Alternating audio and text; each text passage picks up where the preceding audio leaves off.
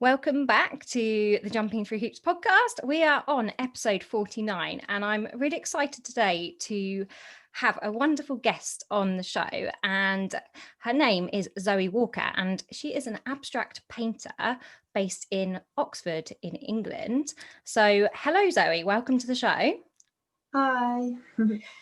Great to have you on here. So Zoe, I met you because I've been mentoring you recently, and you've just finished my 6-week group program Ignite, and you have such an inspirational story. You are such an inspirational woman. So let's hear your story. Let's hear how you got into painting, and tell us all about you. Thank you, Hannah. It's so nice to be on your podcast. I'm a massive fan of your podcast anyway. I'm Zoe. I'm an abstract painter, like Hannah says. I've been painting now for just over 5 years. I graduated from university with a degree in textiles for fashion and interiors. And I kind of discovered painting through my degree. I kind of struggled, if I'm honest, at the beginning of my degree, kind of a bit lost. I knew that I was always creative, but I kind of, I was a little bit lost trying to find my style, trying to kind of not copy others, but kind of like, oh, this isn't really me. And it wasn't until my 3rd year where I had a new tutor and someone who just saw something in me that no one else really saw and I didn't see either, and just gave me she gave me motivation. She gave me different ideas to kind of just go out there and just be really free. And that's what I was missing before. I was spending hours on like one sketchbook page when actually she suggested just being really, really expressive and loads of experiments, and I would be creating like 15-20 pages in just an hour, and that's when I kind of discovered I loved this free way of working. And that's when I discovered my love for kind of being really abstract and thinking it doesn't have to look like something. It's because I was really focused on drawing figurative things, so whether it was trees or plants, or on my final major project I was looking at textured surfaces, and I found myself trying like to draw bricks and do things like that, like really kind of like structured drawings, and it just wasn't me. And so when I was doing those paper experiments, and I've got sandpaper and spray paint, and honestly it was such a mess in my uni room but I loved it. It was just brought out my inner child. And just that's definitely like where it started. And then once I finished, at uni I studied weaving as part of textiles. So I was weaving on massive looms, and the painting process of my project was like the middle process, so the first one was taking photographs and collecting all types of materials, and then I'd do these paintings, and then I would put them into woven samples. And I was very tunnel vision, thinking I'm a textile designer, this is what I do, I create fabric. And so when I finished uni, unfortunately I couldn't get a loom, it was for space and I couldn't afford it.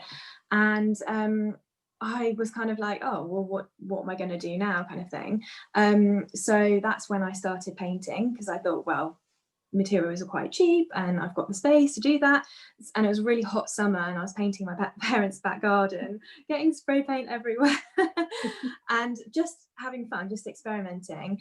And it wasn't until someone said to me like, oh, have you thought about selling these? And my initial thought was, no, like no one would want these. Just like my experiments, and why would anyone want this in their house?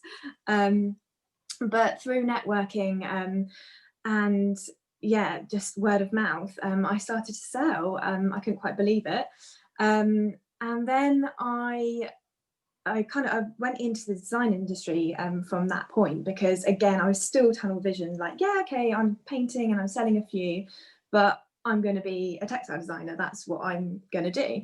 And I was lucky enough to get an internship with Amtico.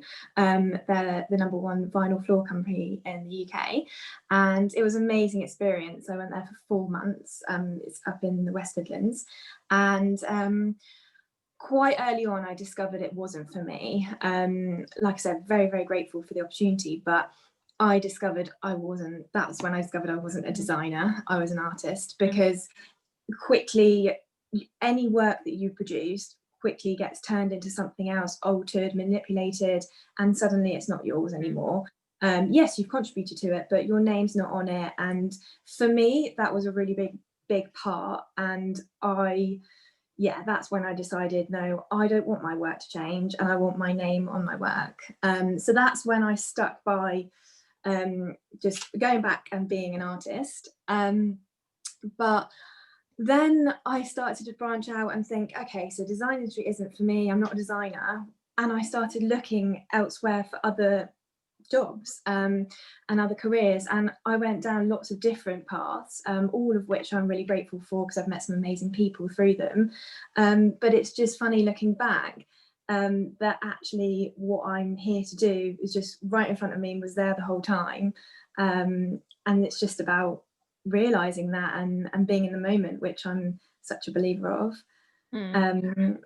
So yeah, that's kind of a little bit about where I've come from. Amazing. And I'm hoping, your story will inspire a lot of, especially young people, perhaps that are going through uni now, or they're sort of maybe feeling similar to the way you felt when they were at uni, like perhaps feeling a little bit lost and not knowing exactly what they were going to do. And that's the thing, isn't it? People think they've got to have it all figured out there and then, but actually you don't, do you? And you will naturally find your path, as you did.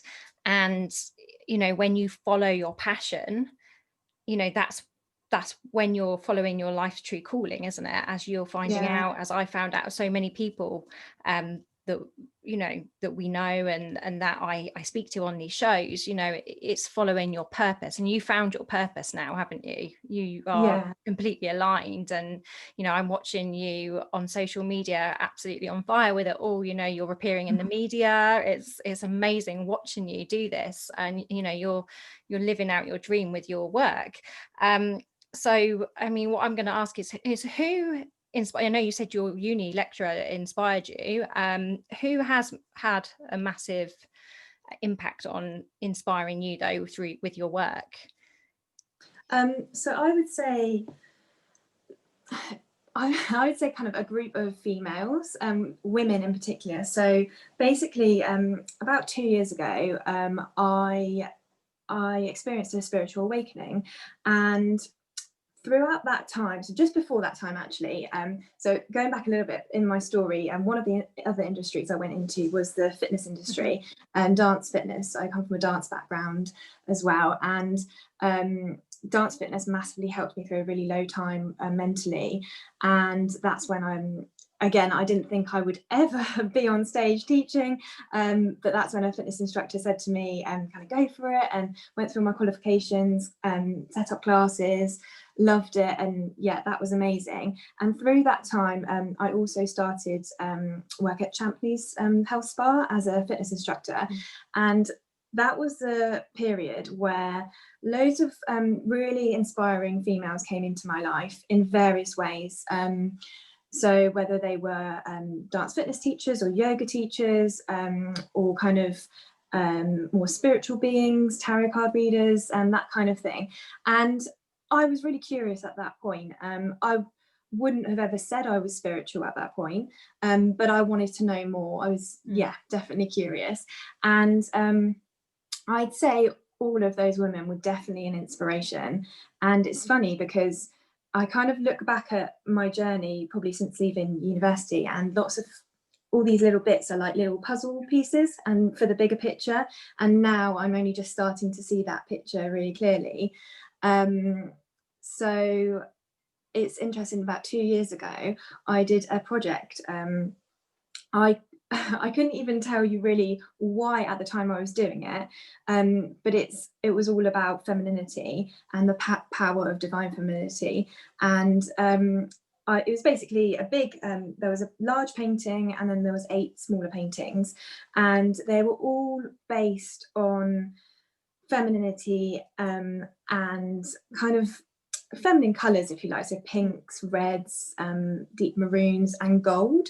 And again, I didn't know why I was doing it, and people said, well, why femininity? And I kind of couldn't explain to people. And also a journey that I've had also through my art is being able to talk about my work, and because my work's very spiritual, I now know, so that's why it was very difficult for me to talk about it back then, because I hadn't come to terms with the fact that I was spiritual, and I was kind of in the closet a little bit with it as well, and I didn't want to talk about it, and I thought I was weird and different, and not normal. But yeah, so I would say definitely women in my life have been a massive inspiration. And it's just interesting now looking back at that collection, which now massively resonates with me, and I can talk about it openly, and yeah, and it's getting a lot more attention now as well. Yeah, amazing. And I totally resonate and get what you're saying there about the spirituality thing. I mean, I myself have been through spiritual awakenings in recent years, and you know, it's you know, most of the listeners for this podcast are of the same kind of thinking, and you know, a lot of this is like a spiritual podcast, so you know, people listening will probably get it. But I get completely what you're saying when, you know, people, I was worried as well that people would think I was weird, you know, and the thing is, it's amazing, because what you're doing is, you know, I guess you probably similar to me get like the downloads, and you portray them through your work, you know, and yeah, I mean, that's amazing to hear your story, and it is really inspirational. But what I'm going to ask actually is, I get asked a lot actually by people when I've shared your posts and things. They're like, what is abstract art? What is it? Can you explain what abstract art is? That's quite a tricky question. So well, I'll explain my take on that, rather than the actual definition of abstract art. So for me, it's all about feeling, and emotion, and spirituality. It's kind of, I work really, really quickly and fast, and I try not to think too much about it. Whereas figurative art, so you know, if you're drawing, painting a landscape, or you know, a tree or whatever, most people when they do that take their time, and you kind of got blurred lines as well, because people can abstract those and you can still tell what it looks like. What I love about what I do is that people, it's interesting because some people try and find something figurative in the work and say, oh, that looks like a boat, or that looks like a tree or a landscape, or and so that's really interesting. So for me, yeah, it is just it's really difficult. I'm not sure whether I'm answering the question. No, you are. It's great. No, you are.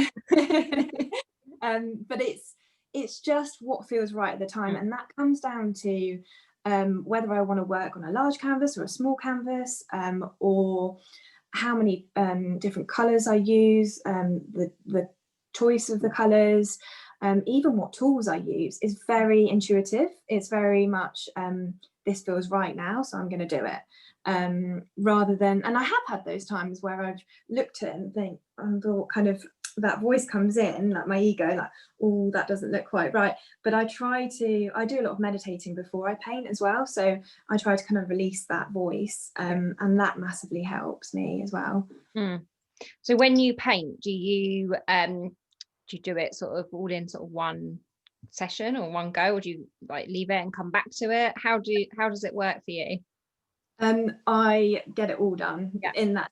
Yeah, I mean, that's my personality anyway. I'm like that. I don't like things hanging over me anyway, no matter what it is. But like I say, I would like to work quite quickly, unless there's like, I am particularly layering up, which I have done in the past with experiments, and in which case I'd need to let some layers dry and then work over them. But yeah, it tends to be just doing it all in one go, and also I'm quite impatient waiting for them to dry. Sometimes they can take up to 3 or 4 days to dry. and they change as well in the light and everything. Yeah, some of them look so different from when I've just finished it to when it's completely dry. So that's kind of exciting as Yeah. well. Oh, yeah, amazing. I mean, what I will tell everyone where they can find you at the end, and obviously add all your contacts and details into the show notes. But could you tell us when you started to first make money from your art? Yeah, so that was not long after I'd finished uni, like I said, when I was painting in my parents' back garden. So my first clients, actually, funnily enough, and again, networking is key. Anyone who has their own business will know this. So basically, like I said, I danced my whole life, and I stopped the kind of ballet tap, that kind of dance, when I was 19. I did it when I started when I was 3, so a long time. And when I finished it, I kind of was like, oh, I need something, but I don't want to go back to that. I miss dancing so much. Dancing is a massive part of my life. And so I decided to start salsa classes. And little did I know that I would have loads of clients from there. And that's kind of how it happened. I think I was kind of chatting away to someone, and they said, oh, why don't you bring your paintings along one session, and you can have them on the table and people can just look at them, and you can leave your business cards there. And I thought, this is a little bit odd, but okay. So I did, and I was shocked of like how much it like struck up conversations and how much people were interested. And I sold quite a few paintings there. That's kind of how I started. And then Wow. word of mouth and Facebook. Yeah. And that's all it takes sometimes to get started, isn't it? It's just getting started, and it takes sort of one person to believe in you, and you kind of, it gives you that self-belief as well, doesn't it? And then you're kind of spurred on to think, I can do this and I can do more of this. And that's what you've gone on to do now, isn't it? So you are now, I mean, you're almost a full-time artist, aren't you? You're starting to, so you've got another job currently. You work in the NHS at the moment, don't you? But your plan is to go full-time, isn't it, eventually? Yeah. So I've kind of had, like I said, I've kind of looked elsewhere for career opportunities, and throughout that I've kind of had creative part-time jobs. So I kind of needed something to fill the gap, and I've been working for the NHS now for coming up to year and a half, just over a year and a half, and it was kind of filled a gap. And I kind of at the beginning was like, what am I doing in the NHS? This is so different to what I'm doing. And I kind of was really negative to myself about it. I used to talk really negative to myself. And because I really, like I said, during uni, like tunnel visioned and kind of against like people who would go and study something, spend so much time and money on that studying, and then go and get a job completely opposite industry. And that's what I was doing. And so that's why I was harsh on myself. But actually, again, like it's a kind of mini puzzle piece in the big picture, with people I've met and experiences, and actually now just being really, really grateful for having a job as well through everything. So I work 4 days a week with my NHS job, which I do enjoy, but obviously my passion is painting, and that is the goal, to do it full time, definitely. Yeah, amazing. And you're already on the way to doing that full time, aren't you? You dropped a day already, haven't you, in the last month or so? So you've been able to do that by selling your paintings and growing your business. And actually, that's how I met you. Is you were looking for a business mentor, weren't you, at the time? And I've never met you in person, actually. I have to meet you soon.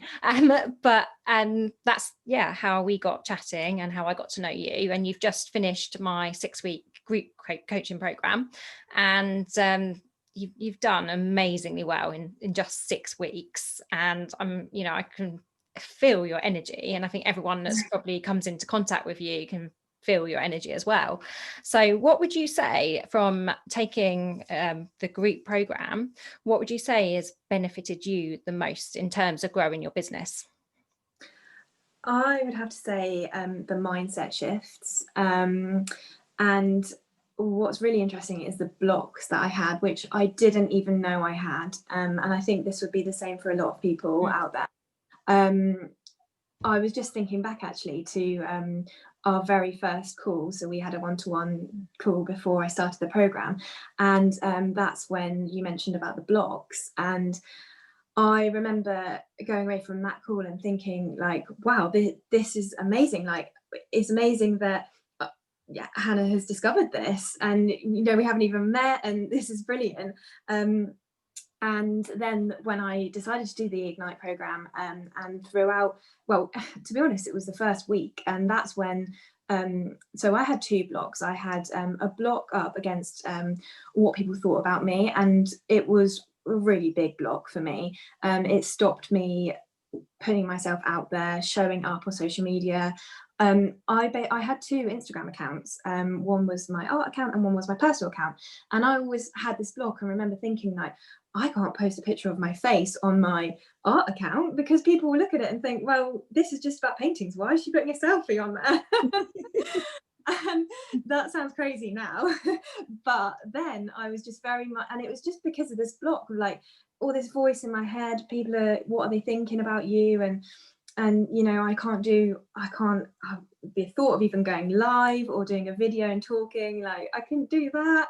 And it's crazy. And that was shifted, like I say, very early on, just by different exercises that we did and just going for it. And it is nerve-wracking to start with, but once you do it and jump over that hurdle, it's amazing, because now I really enjoy doing it.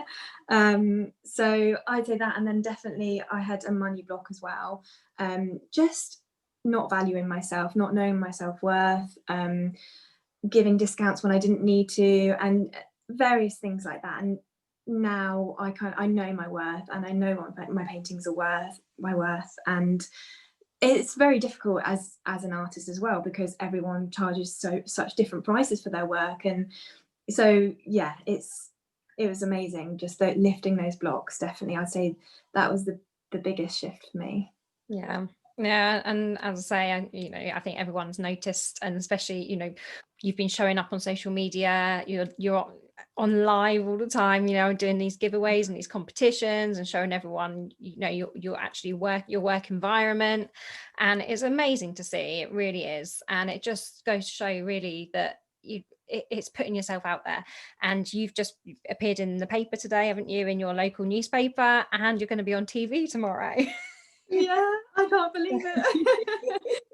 Honestly, you'd have said this to me 6 weeks ago or more, I would have just been like, what, are you joking? It's crazy, I can't believe it. It's just amazing. But just having that just persistence and motivation, and thinking, yeah, I am really like worth doing this. It is worth doing. And yeah, just shining my light. Yeah. And you're a great example and inspiration to so many out there who are perhaps scared, or there's something holding them back from following their real passion.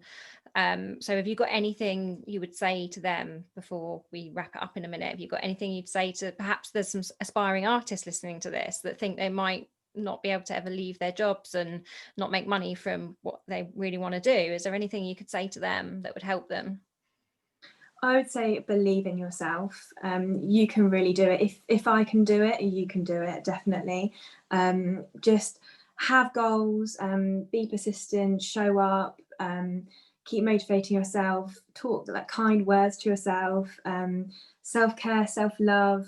It is all worth it. It really is. And it all contributes to you and your business. And showing your essence as well, showing who you really are, and authenticity is, it really is key in business. People love to know who you are and your story, your background. So yeah, just go for it, and shine your light. And I think, again, you're a great example, and I think previous guests that I've spoken to as well, that when you actually follow your passion and your true calling, that's, people they get hung up on the money. And I get, money is obviously important, we need to live, but when you really do follow your passion, the money will naturally follow anyway. So anyone that's listening that's sort of sitting on the fence at the moment, not sure that they can do it, then you can. And Zoe is a great example of that. So before we wrap it up, can you tell us of any latest offerings that you have, or where, yeah, more importantly, where can everyone find you and your work? So my website is www.zoewalkerart.com, and I'm on Instagram, Facebook, and TikTok at Zoe Walker Art. And I have a private Facebook group called Behind the Scenes at Zoe Walker Art. And if you join this, very soon I'll be offering discounts of my bespoke service. So yeah, hop on Facebook, join my group. And I also offer so exclusive discounts. So behind the scenes footage from my studio, new paintings, processes, definitely competitions as well to win free paintings. I've just recently done one of those. So yeah, hop on there. And you can also subscribe to my emailing list as well. Amazing. And I've got some workshops coming up on the horizon, and so I'm going to do some free taster workshops. Again, that's if you're a member of my behind the scenes Facebook group. And should be doing a monthly subscription to the workshops as well. So that's really exciting. So lots of things coming up, and I know you also talked about possible retreats as well in the future, haven't you, as well? So yeah, go follow Zoe and keep up with all of her latest work. And yeah, and you also I should mention that even though you're based in the UK, you are global. You post your paintings, anyone wherever you are, guys, in the world, you can order a painting from Zoe. Oh, it's been amazing talking to you, and thank you. So I'm going to wrap it up there, but I'm going to pop all of those things that you've just mentioned, your Facebook group, your Instagram, and your website in the show notes. So thank you so much, Zoe. Thank you, Hannah. It's been lovely talking to you.